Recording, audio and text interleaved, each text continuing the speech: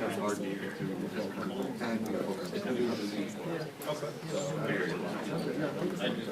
mean, you could sit there too.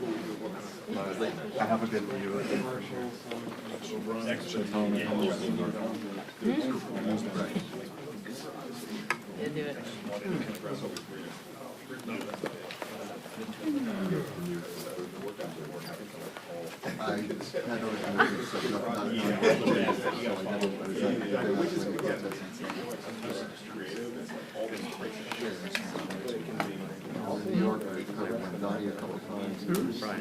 Oh yeah, he's not terrible.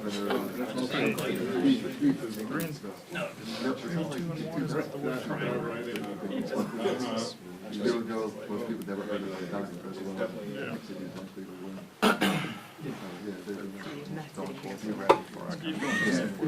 Just funny. It's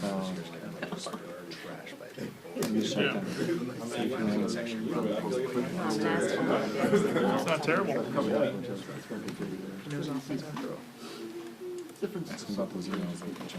Not happy. Our run defense is better. Our defense did look pretty decent. It's a 2-day conference in New York. There's always doing the Euro. They just wanted to do She was shaking. I was so nervous. I was like, not sitting. Do we have a cut script? Yeah, have him there. So it's just a good event. Groundhog Day.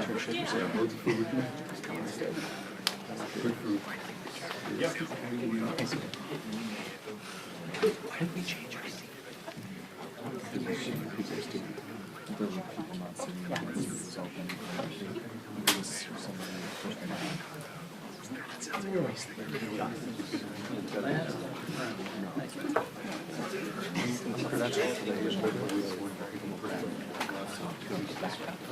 Like if somebody gets sick, or they lose their badge and suddenly just, or their passport or something like that. Good. Thank you. Thanks. So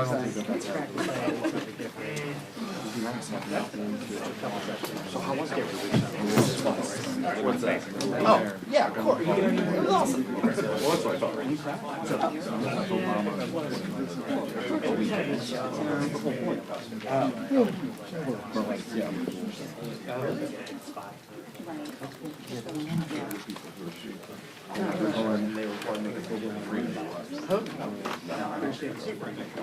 You took all last week off for the art.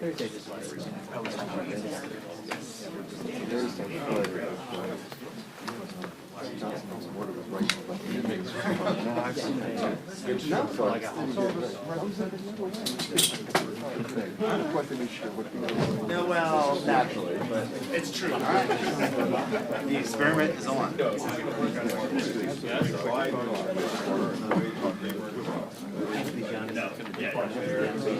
Oh, yeah. Hogan. Like, we're next on it. They'll fix it, don't worry. They'll turn it into a version.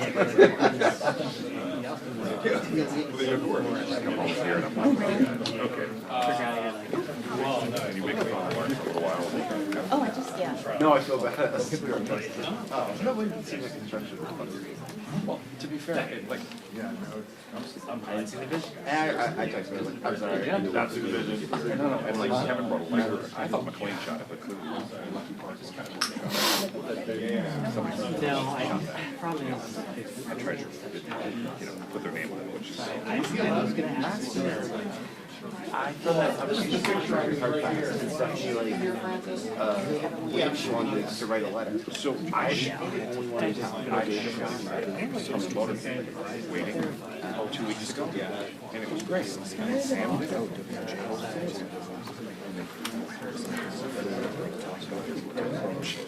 You know how they wait there in the van? Just open the hatch. Yeah, and I was like, it was funny. No, honestly,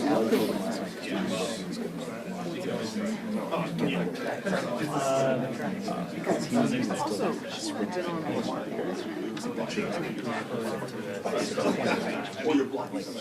have another one. Yes.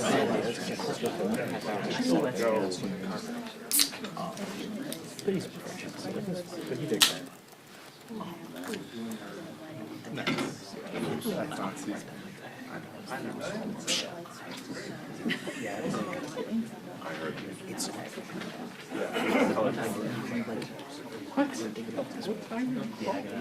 What time do you start?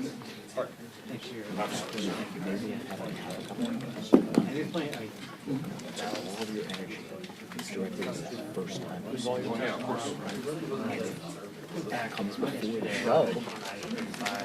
Your brain is used to like adrenaline. I crashed. My adrenaline slowed out. And I was like, oh, I never thought of it that way. I've never had anything before GMA. It's all just after. And so like, I was like, I said, he's canceled votes in the House 3 times. It's the 4th week that they haven't voted. They haven't voted for him. And so people were like, which one is the truth? Official texts me and he goes, am I stupid? Yeah, this one you need to drive. I was like, no, stupid. Well, you just got to explain, like, they last voted before the shutdown, before the shutdown, but it's now it's before. I mean, technically, like, it wasn't wrong, but like,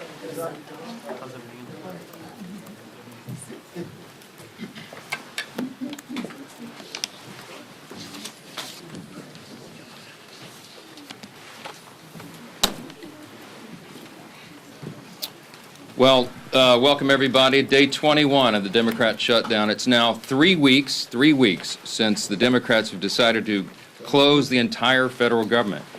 I mentioned yesterday when we were gathered that this is now the longest full shutdown in American history. And yet again, Senate Democrats voted for the 11th time, 12 times overall, when you count House and Senate Democrats, to prolong the pain and keep the government closed. So we want to talk very briefly with you this morning about what that means, and then we're going to give you a little update on the Epstein matter.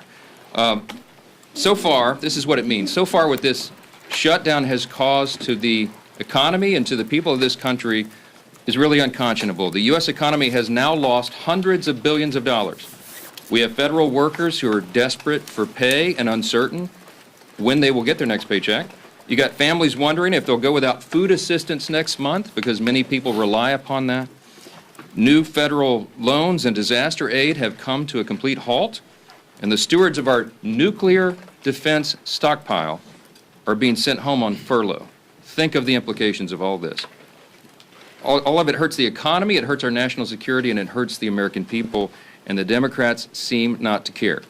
I was watching Republican Senate Majority Whip Barrasso this morning on an interview, and he said it, I think, very succinctly. He said the Democrats are practicing the politics of pain. I'm not sure I could say that any better. That's exactly what it is. And you think of what's happening right now. Think of what they have demanded in exchange as a ransom, the hostage they've taken to reopen the government. They're demanding taxpayer-funded health benefits be restored to illegal aliens. They're demanding that we spend billions of dollars overseas for ridiculous programs that the American people do not support. They want to claw back the $50 billion that we just got signed into law on July 4th to support our rural hospitals and all sorts of other crazy things. They're demanding taxpayer-funded health benefits for illegal aliens instead of agreeing to pay our men and women in uniform and provide vital health services and all the things that our most vulnerable Americans depend upon. It is unforgivable. And this is an indisputable fact. Everybody can see this, and everybody in this room knows what I'm about to say is true. Chuck Schumer and Hakeem Jeffries are terrified of their far left base in New York and around the country. So they have given in to their demands to shut down the government so that they themselves can get the left's approval and somehow salvage their political careers.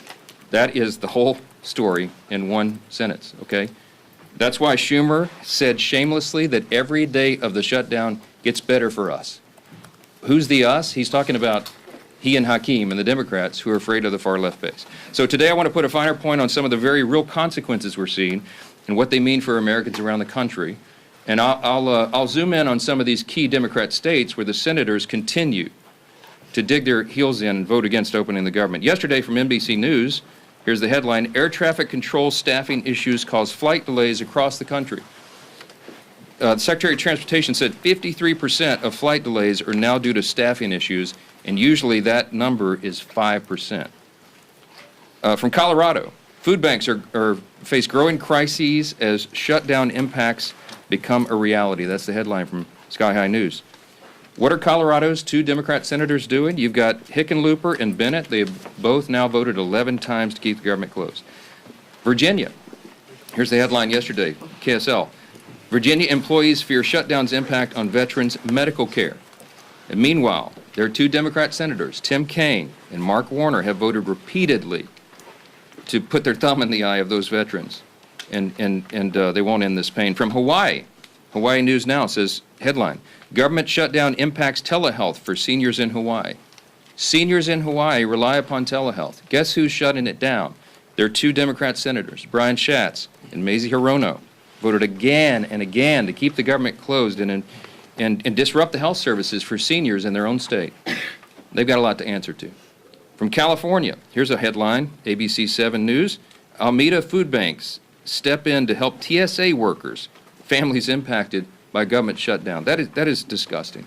And both of California's senators, Padilla and Schiff, have voted 11 times to block the pay of those TSA agents and their families, the paychecks they rely upon. From Illinois, WIFR, yesterday, federal courts in northern Illinois reduce operations due to government shutdown.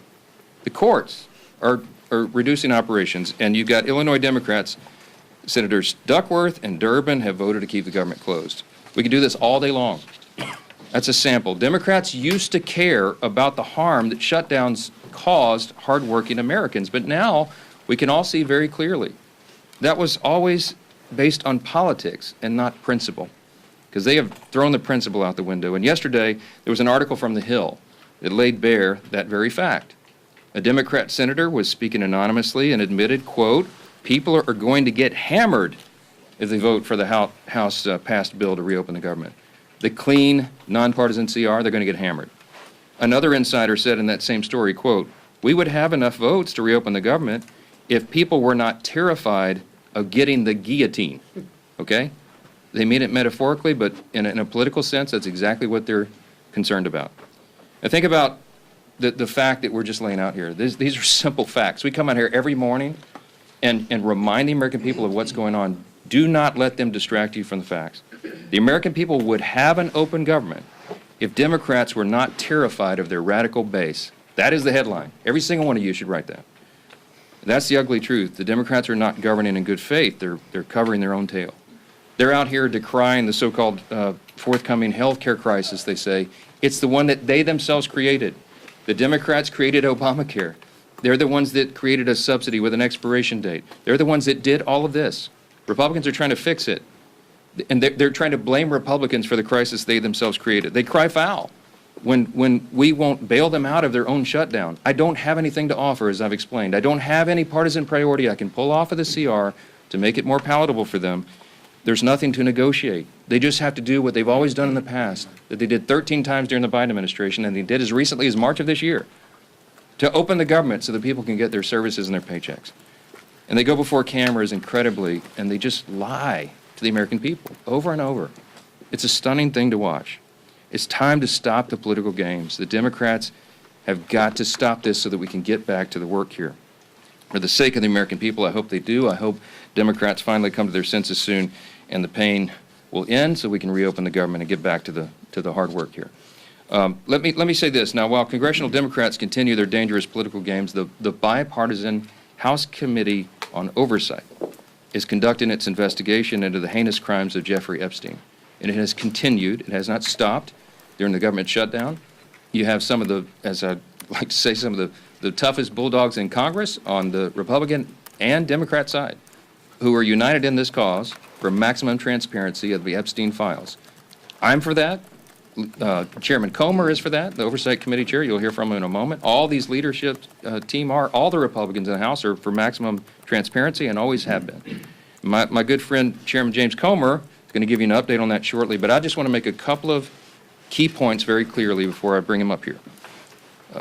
Congressional Democrats are rudderless right now. I don't know how else to describe it. They don't have a message, they don't have a leader, they don't have any identifiable set of policy solutions for the problems facing the American people. Their party continues to hit all-time historic lows in poll after poll after poll, and many of you have reported on that. These are objective facts. They're utterly lost as a party, and everybody can see it. So what are they doing? They see a shiny object, and they latch onto it.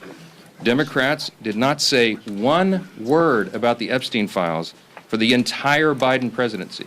They had all the files in the Biden DOJ. They didn't say a word about it. 4 years, not a word. And suddenly now, they somehow convince themselves that the Epstein files will be damaging to President Trump and Republicans in some way that they've imagined, and so they feign outrage. Let me be very clear about this. I've met with some of the Epstein victims. Some of these brave women have come forward. They were here on Capitol Hill, as you all know. We heard their stories. It's gut-wrenching. It's disgusting what they've been made to go through, and they bravely came forward. We're working around the clock to ensure that justice is served, and also as part of the oversight to figure out why justice has been delayed for so long.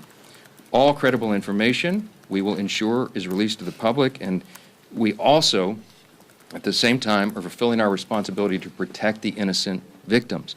By the witnesses' own testimony, these ladies who've come forward, they estimate there may be as many as 1,000 young women who were subjected to these heinous crimes. And many of them have chosen not to come forward and show their faces and reveal their names because it would compound the harm that they've already suffered. And so we want to protect those people. That's the sum total of all of this. That's our responsibility. And short of that, we want maximum transparency. And that is exactly what the American people are getting right now. That oversight investigation, they're working around the clock. And here's what the latest update, if you're not keeping track. They have now subpoenaed and released 43,000 pages of documents. They have subpoenaed and released DOJ and Epstein estate documents, with more to come. They've issued 11 deposition subpoenas, and they've released Bill Barr's deposition transcript.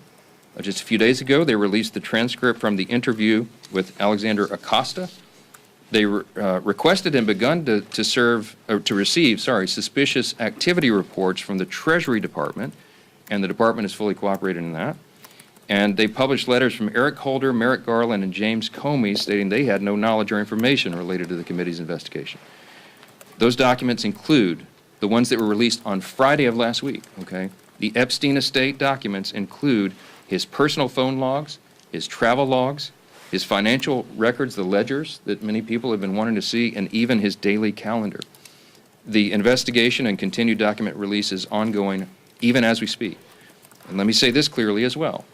The bipartisan House Oversight Committee is already accomplishing what the discharge petition, that gambit, sought, and much more. The Epstein estate files that have been this new treasure trove, the third batch of information released right now, was not even included in the discharge petition. Didn't even think of it. And again, the investigation is bipartisan, it's nonstop, and it's far broader in scope than what is covered by the discharge petition, and has already yielded significant results. Unfortunately, some Democrats, and sadly even a couple of Republicans, have tried to make this a political issue. And they seem to be more interested in trying somehow to lay a glove on the president than in securing justice for these victims, and I think that is shameful. But as Chairman Comer will tell you, the work of the bipartisan investigation continues, and we brought him here to share with you some of those thoughts. Chairman Comer, thank you for your hard work, and take it away. Thank you. Well, thank you, Mr. Speaker. As Speaker Johnson already said, today marks the 21st day of the Schumer shutdown. Democrats' political games are hurting hardworking Americans. This week, essential federal workers won't receive their paychecks because Democrats voted against paying them. That includes Border Patrol, CBP agents, TSA, FAA staff, DOD civilians, FEMA responders, and Capitol Police officers. The overwhelming majority of Americans oppose this Democrat shutdown. Democrats know it, so they're trying to distract from the fact that they shut down the government by pushing a false narrative about President Trump and Jeffrey Epstein. Let me be clear. No one is protecting Epstein or his associates. The House Oversight Committee is conducting a thorough review of the federal government's handling of the Epstein investigation, one that goes far beyond the discharge petition the legacy media is obsessed with. To date, the Oversight Committee has released over 43,000 pages of documents and issued 13 subpoenas. We've conducted a deposition with former U.S. Attorney General Bill Barr and a transcribed interview with former U.S. Labor Secretary Alex Acosta. I don't think I need to remind anyone in here, they are both Republicans and both former cabinet secretaries in the Trump administration. And guess what? Those interviews completely debunked the Democrat smear against President Trump. Barr stated that there was no evidence that President Trump was involved in Epstein's criminal activity. Acosta confirmed there was no contact with President Trump during the Florida case. No link, no conversations, nothing. Despite these facts, Democrats, especially Ranking Member Garcia, continue to spread lies about President Trump. And they are lies. They're infected with an incurable case of Trump derangement syndrome. Oversight Committee Democrats post daily about Epstein. In fact, they've posted or reposted about Epstein nearly 60 times on X since the shutdown began. You know how many times they posted about essential federal workers not receiving paychecks because they voted against funding the government? Once. They've posted about that once on the Democrat Oversight Committee and over 60 times about Epstein. You see where their priorities are. Let's be clear. Democrats don't care about transparency or accountability in this matter. The evidence we've gathered does not implicate President Trump in any way. Public reporting, survivor testimony, and official documents show that Bill Clinton had far closer ties to Epstein. We're working to bring former President Clinton in for a deposition, but the Democrats aren't helping one bit. You would think, since we've already brought two former Trump cabinet secretaries in, they would be willing to bring in a Democrat who's had publicly a far closer relationship with especially Maxwell and Epstein. So why is that? That's a question every reporter should be asking Ranking Member Garcia and every Democrat on the committee. Why aren't you helping to bring Bill Clinton in for an interview and deposition just like we brought in Barr and Acosta? The Oversight Committee remains committed to accountability and transparency for the American people and for Epstein's victims. Our investigation has not stopped during this shutdown. We've released more documents just this past Friday. Democrats need to stop playing games and vote to reopen the government. With that, I yield back to the speakers. Thank you, Chairman Comer, and truly appreciate the hard work you continue to do to get the facts out. And that's what this has always been about. I want to continue to get those facts out, and your committee has been working tirelessly to do just that. As we entered the third week of Chuck Schumer's shutdown, I think nobody can sum up just what is really going on better than the article yesterday in The Hill. You know, we've been saying up here for weeks that the real motivation behind the Democrat shutdown of the government is that they're afraid of the most radical far-left elements of the Democrat Party base. And yesterday, The Hill, in a pretty riveting article, laid bare the underbelly of the Democrat Party's motivation. It truly is fear of their own party's base that has driven the Democrats, especially in the Senate, to shut down the government. It's a calculated decision. And the continued votes, including yesterday, to keep the government shut down has been a direct result of the fear Democrats continue to have of their own party's base. Some of the most radical elements that you saw at the Hate America rally. We showed it up here on this dais yesterday with some of the most vile things that you saw. Many people that were holding signs calling for the death of the President of the United States. That's who Democrats in the Senate are most afraid of. And they're willing to inflict pain on millions of American families. And I think it's very important to understand what they're saying. There was one Senate Democrat aide who said people are going to get hammered by their liberal base if they vote to open up the government. So they're not concerned about the millions of families who are suffering because they're keeping the government shut down. They're just worried about getting hammered from their own base. And the Speaker laid out some of this too. There was another senator who said quote, they'd vote to open up the government yesterday if left to their own devices, but don't want to risk an angry backlash from their base. They'd be more than willing to do it. They know it's the right thing to do to open up the government, but they're scared to death of the backlash from the radicals in the Democrat Party. Another person said enough Democrats would vote to reopen the government, quote, if people were not terrified of getting the guillotine. You know what that means. When they're more scared of their own party's base, you talk about profiles in courage, that's what we're experiencing. And maybe the worst was this, because the speaker's gone over and over with some of the different states and the pain it's causing, not just here in Washington, but all around the country. In every state, there is real pain being inflicted. People that aren't sure if they're going to get another paycheck if they're working for the federal government. And there's a state, Georgia, that has a number of military bases, a lot of other federal workers. NIH is headquartered in the state of Georgia. And what is one of their senators, Senator Ossoff, thinking about all this? Another Democrat said, Senator Ossoff's calculation is, quote, do I vote to open the government up and get crushed and can't raise a single dollar of low dollar money? Or do I vote to shut the government down and get $3 million from online fundraising? That's disgusting.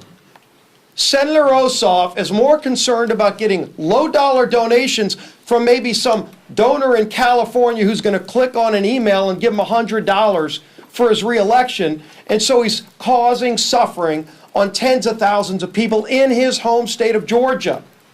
Senator Ossoff ought to send that tainted, dirty money back if he's raised $3 million off of the shutdown, off of the suffering he's caused, just so that he can get some more money from radicals around the country. Go look at his finance report during the shutdown. The low dollar donations that he's more concerned about getting than opening up the government, which is the right thing to do, because they're scared to death of their base, because they want to keep getting low dollar donations from the most radical members of the Democrat Party.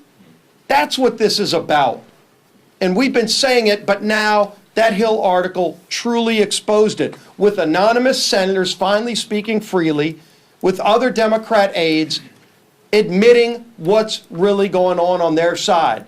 And when they asked the speaker, gee whiz, is there something else you can offer? What is there to offer to a party who's so morally corrupt and bankrupt that they're willing to sell out the American people because they're either scared of their base or they want to just keep getting low dollar donations from donors around the country who are rooting for chaos for America, who want to undermine this country?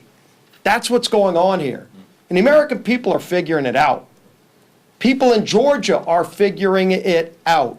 They know why they're seeing the suffering, and their own two senators are voting for that suffering, and now you know why. It's laid out in full display for everybody to see. We're here ready to get back to the people's work for all the American people, not just for some far-left radical base who's holding the Democrat Party in D.C. hostage. Finally show some courage, some moral clarity. All we need is 5 senators to stand up and do the right thing, and it's long past time they do it. Now our whip, Tom Emmer.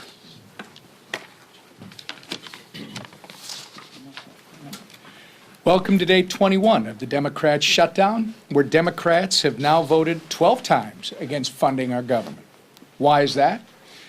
I'm going to read the same quotes from those anonymous Democrats. People are going to get hammered if they vote for the House-passed bill. A second person familiar with the political dynamics said centrist senators are fearful of breaking with leaders while party activists are planning the anti-Trump rallies. Another one, we would have enough votes to reopen the government if people were not terrified, as Steve and both Mike have pointed out, of getting the guillotine. Another Democrat strategist said the main driver is fundraising, which Steve just went over.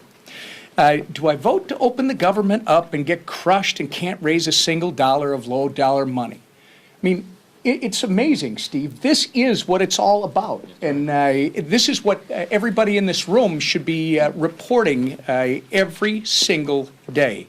They should be held accountable for this type of behavior because it is having serious consequences all across the country. Real Americans are getting hurt while these political elites in the defunct Democrat Party are playing political games.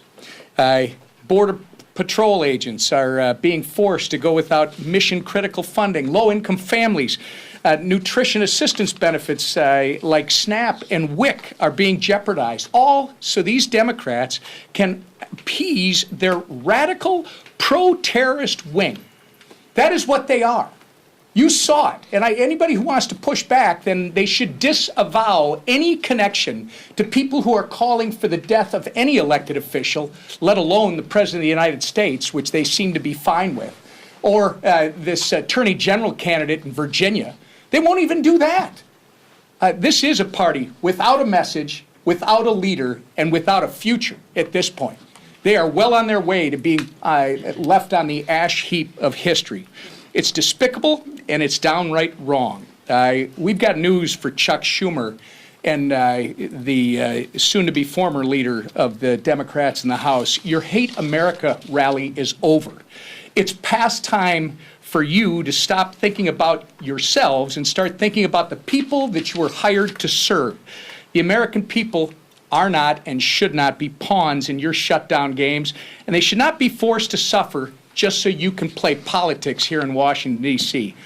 Put an end to this madness, pass our clean CR, and let's reopen this government immediately.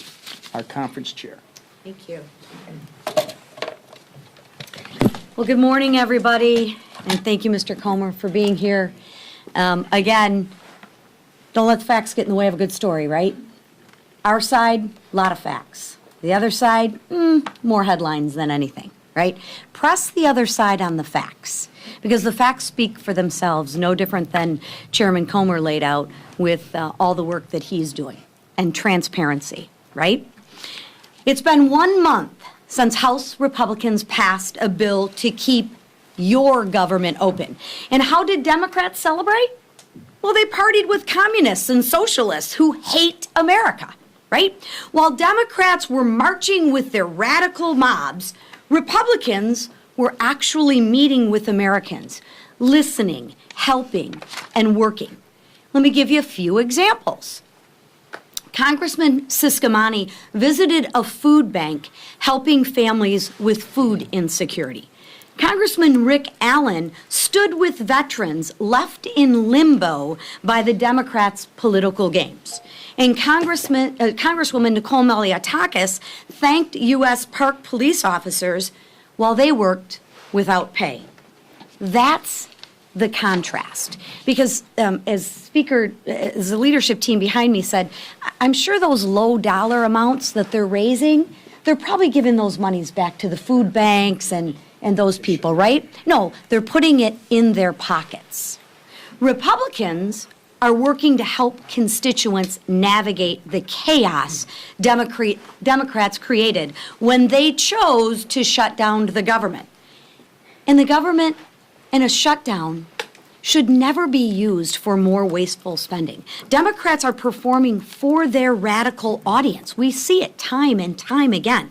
One side shows up for the American people. The other side shows off for their social media. The bottom line is this: Democrats are not fighting for you. They're fighting for the most radical 1% of their base, and of course, that low-dollar fundraising number. They're also leveraging the shutdown to demand $1.5 trillion in wasteful spending, climate pet projects in foreign countries, and health care for illegals. But Republicans won't cave. We won't fund the waste, fraud, and the abuse that the Democrats so violently and vehemently advocate for. We won't hand your tax dollars to illegals. Those are your tax dollars. And we won't let radicals dictate America's future. So it's time for the Democrats to wrap up the photo shoots and end the who's more radical contest and vote to reopen the government. Let's get the government reopened for our troops. Let's get the government reopened for our families. And let's get the government reopened for the American people. Thank you. Questions? Far right, yes, sir. Yeah, a CR is only one way to fund the government, and some of your members are kind of uncomfortable with being out on recess for a month. So why not bring everybody back, work through the appropriations that you haven't passed yet, and sort of do an end run around Hakeem Jeffries? Yeah, so couple things. First of all, 99.5% of the House Republicans understand exactly what we're doing. They agree with it. We talk regularly. We'll have another conference call later today. They have been out doing very essential, very important work in their districts, and their constituents appreciate that. I mean, they've been everywhere because, as Chairwoman McClain said, they've got to help cover the bases for the crisis that's been created by the Democrats. Now, the calculus and the strategy on when I bring everybody back, people have said, are you going to change your strategy? And I've said to you all very plainly in good faith, we don't have a political strategy here. I don't have a strategy. We're just trying to do the right thing. We did what has been customary here and passed a simple CR. Again, this is really important, and it should be a headline in your journals as well. This is the first time in history that any party has shut down the government over a clean CR. It's a clean CR. That's the whole thing. There's nothing much more we can do. With regard to appropriations, the House Appropriations Committee has done its work. They got all 12 of the bills through committee, bipartisan fashion, by the way. Got them through committee. Now we got 3 off the floor. Senate got 3 off the floor. They don't match exactly, so they're going to conference committee. The appropriators are working during this period when we're not here on the floor. They're working and coordinating amongst themselves across the aisle and across chambers to get the next batch of approps ready and teed up for House passage. As soon as we get back to regular legislative session, we look forward to doing that, and the clock is ticking. Remember this as well. The CR was set to November 21st. Was that a random date? No, that date was chosen by Republicans and Democrat appropriators, decided upon to allow for 7 additional weeks so they could finish the job that you just asked about. Right now, the great irony is the Democrats who say they want everything to be done, they are the ones that are eating up the clock. They're preventing that very thing from happening. So many of you have asked me in the hallway, is November 21st going to allow enough time? That's becoming a very dicey prospect right now because we need every single day. Now, the appropriators are working right now. As we speak, they're working on it. I myself have spoken to appropriators in the Senate on the Democrat side. I mean, we're trying to prepare this work and to get it done as soon as possible, but it is true that the pressure gets turned up every day of the calendar that's eaten up by the Democrats' political nonsense. Back row, yes, sir, on the best. Thanks. CBS News is out with reporting this morning that a pardoned January 6 rioter was charged and arrested this week with threatening to kill Hakeem Jeffries. Do you have any reaction to that? No, terrible. That's the first I've heard of that. I don't know anything about it. But anybody who threatens to kill any political official, we denounce it absolutely. They ought to have justice fall upon their head. All right? How about that? Yes, sir. Second row right here. Thank you, sir. The Senate has sort of had this will-they, won't-they relationship with a Russia sanctions bill that has overwhelming bipartisan support. Would you like to see the Senate have a more accelerated timeline, and if they pass it during the shutdown, would you bring the House back to vote on it? Well, I don't anticipate it'll be passed during the shutdown, but there is a big appetite among Republicans, House and Senate, I can tell you, for tough sanctions on Russia. The president, as you know, you can take him at his own word, he's lost his patience with Putin. He's not a good faith operator. Obviously, he's the aggressor in an unjust war, and it needs to end. The president's using every leverage point he has to bring that a resolution, bring an end to that war that's killed so many people and cost so much money, and it's just been a terrible thing. Everybody on the world stage, I talked to my colleagues, my counterparts, the speakers of the various parliaments of the other free countries, the G7 and others, and everybody's unified on this. Everybody wants this to end. President Trump's the only strong enough figure on the world stage who has a chance of doing that. And you know he's bent over backwards to make it happen. Now, what we need right now is we need good faith on the part of Russia and Ukraine, that they would come to the table to work on a diplomatic solution to bring this to an end. The president's trying to force that in every way he can. The Republicans in Congress are ready to provide support for that, and any leverage that we can, including sanctions, we're open to, and we'll see how that develops. For sure. Mr. Speaker, getting back to the threat to Hakeem Jeffries, this is one of a number of individuals that were pardoned as a result of January 6th who have been rearrested on various charges. Did President Trump make a mistake by just offering up a blanket pardon for every single person that was convicted as a result of I don't know any of the details of this at all. I don't know who's been alleged to have been involved in this. I will say that anybody who threatens political violence against elected officials or anyone else should be have the full weight and measure of the Department of Justice on their head. I trust that will happen. I hope it will. We are intellectually consistent about that, obviously. I will tell you this. The violence on the left is far more prevalent than the violence on the right. Don't make me go through the list. You all know it. All of these the assassination culture that's been advanced now, this is the left in almost every case that is advancing this and not the right. So let's not make it a partisan issue. You don't want me to go there. We're just going to say anybody, any deranged individual, this has to stop. And the rhetoric that you saw on display on Saturday, we highlighted yesterday, it plays into this, okay?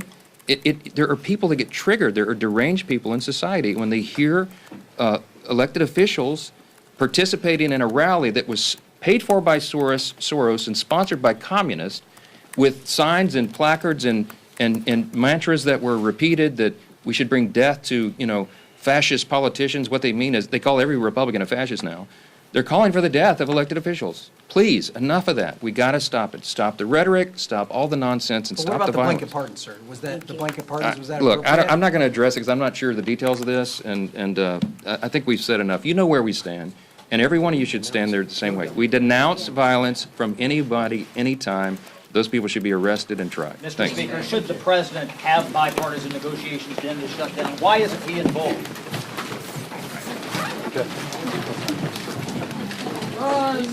Good job, CBS.